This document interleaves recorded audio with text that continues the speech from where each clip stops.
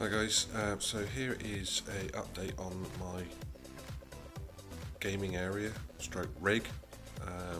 It's not a rig, it's a desk, but I thought I'd just give you a bit of an update on some changes that have been made at least recently.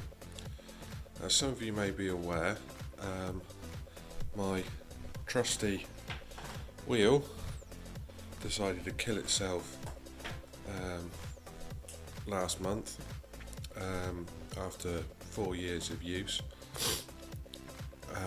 So when looking around for possible upgrades and so forth, it worked out that realistically the upgrade from the Thrustmaster T300 to possibly a Fanatec would have just been ridiculous money for me, as I would have wanted to have kept a Formula style rim and also the shifter as well, and for compared to the deal that I got with replacing the T300, you just couldn't compare with the price. However, found a company called box.co.uk, and at the time of purchase, which was the beginning of this month, they had the T300 RS GT edition running at £290, which was an absolute steal if you ask me. So that's what we've got. As you can see, the slightly different pedal set that it comes with, or pedal plate set that it comes with, should we say, over the standard T3PA pedals. But let's just break down the area that I race on and what we're running with. So we start off with the main screen, which is a Blauput 32-inch TV. That will probably be the next thing that will get upgraded to a similar sized dedicated monitor. Off to the side of that we have a separate screen. That screen there is actually linked up to my laptop, which is situated under the desk. That will just give me I use that for obviously internet use, not massively, but mainly as a second screen to give me the RS Dash, which I use almost all the time when racing. Then come down to my speaker set that I have attached. That is a Logitech set, comes with a bass box that you probably can just about see in the back there, all connected up via Bluetooth, and connected to the television through the 3.5mm jack. Gives great sound. And we go on to the main beast is tucked in there. You can see there is the PS4 Pro with the USB hub attachment on the front. We then have a little fan, lovely little fan that. Bought that from Amazon, only about £5. And my little, my wife bought that as a prize, or got that as a prize at a fair or something like that, so that's on my desk. And then come down to Kidneys for Life badge. That was something we gave out for our wedding. Firm supporter of that charity, great charity, and the work they do for people suffering with any form of kidney issues, be it cancer or just pure plain kidney failure. Gloves I wear, these are just some gloves that I bought from a local push bike shop actually.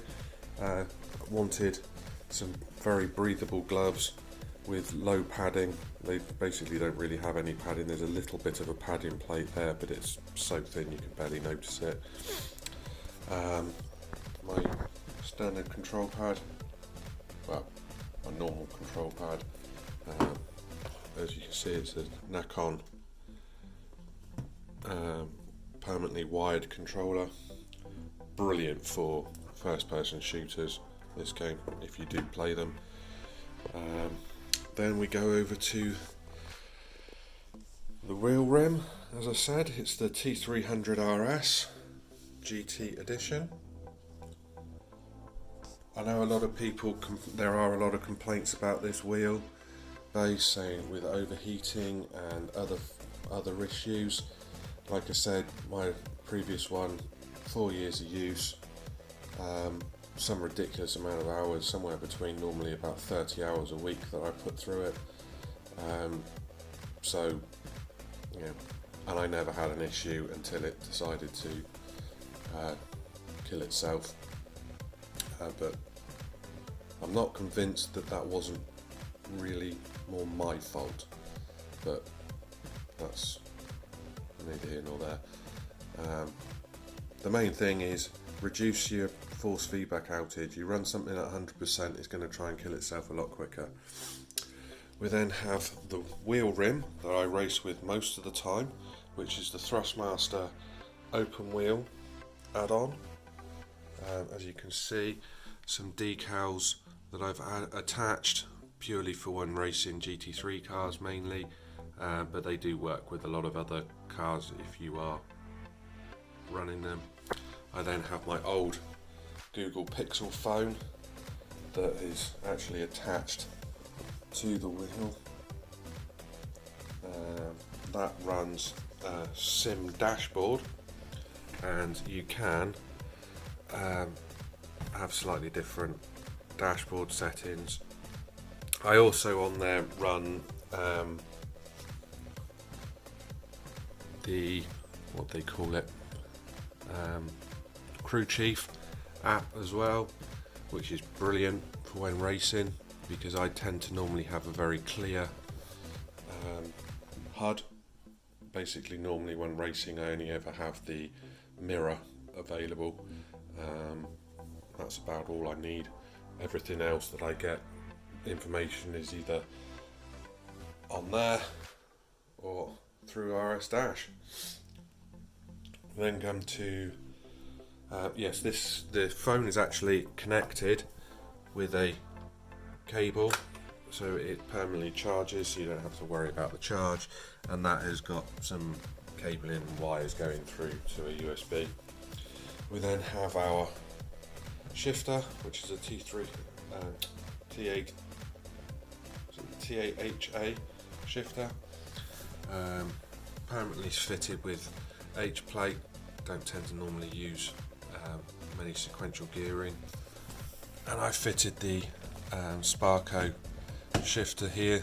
Actually had on an old car of mine, so hence why it's only showing as a 5 plate. With they're actually completely wrong. I need to put a different plate on there. Then we go to the headphones I normally use are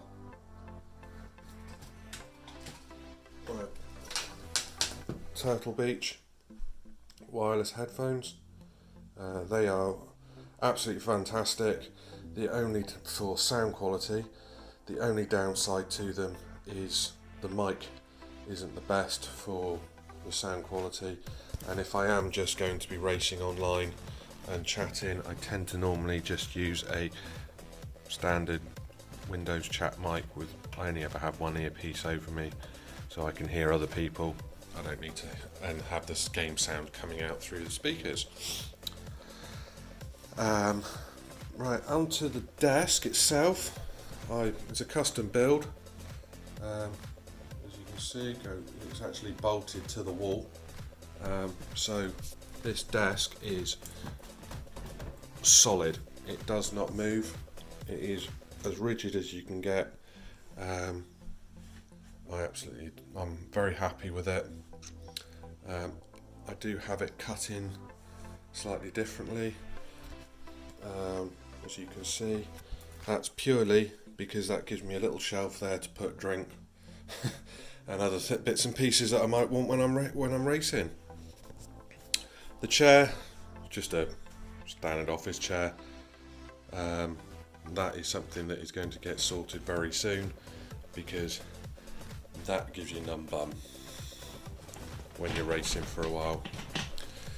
Right, underneath we have the standard Thrustmaster T300 rim. It's pretty much spends most of its time there, unless I'm doing any rallying or any other type of like more older style cars. And then onto the pedals. Oh, excuse the shoes. Use those when racing as well. It's the T3PA GT edition style pedals.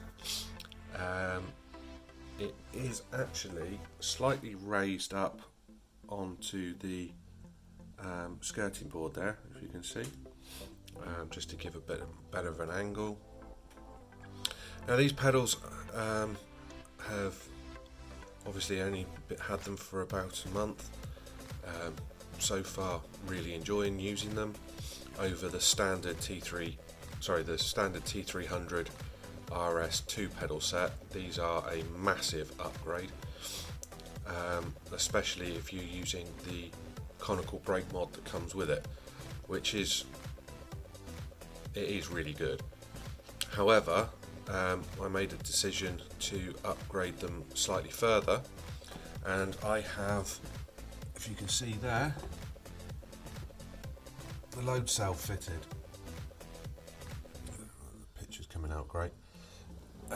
That's load cell I bought from Sim Racing Solutions. It's currently selling at £89.99 British pounds, and I've had it running now less than a week, and it's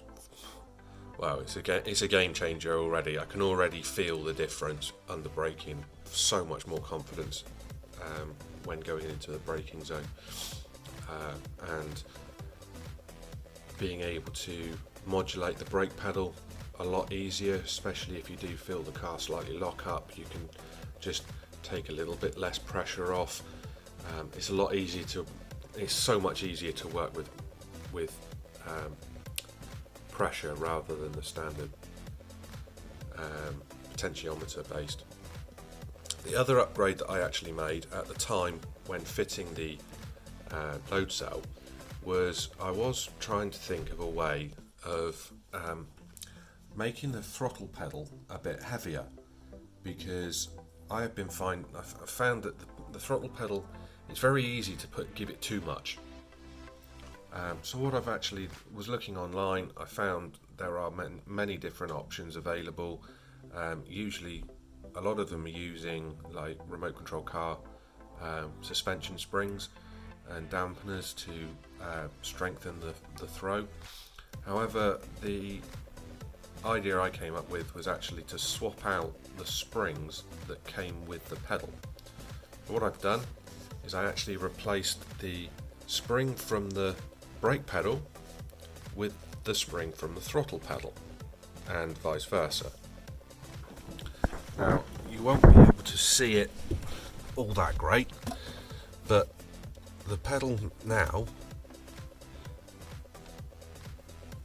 you still get all the same travel, but it's considerably lighter to press than the clutch pedal. It just gives you that little bit more restriction when trying to get on the gas early. And the last little thing, old USB number pad keyboard that I use there for a few different, I use it as a button box. You'll have to forgive the condition of it. I've had labels going on and off while I've been deciding what I want on there. And that's about it. As for the rig, I'm very happy with it. It does exactly as I need it to do. Thank you for watching, and please like and subscribe. See you guys in the next one.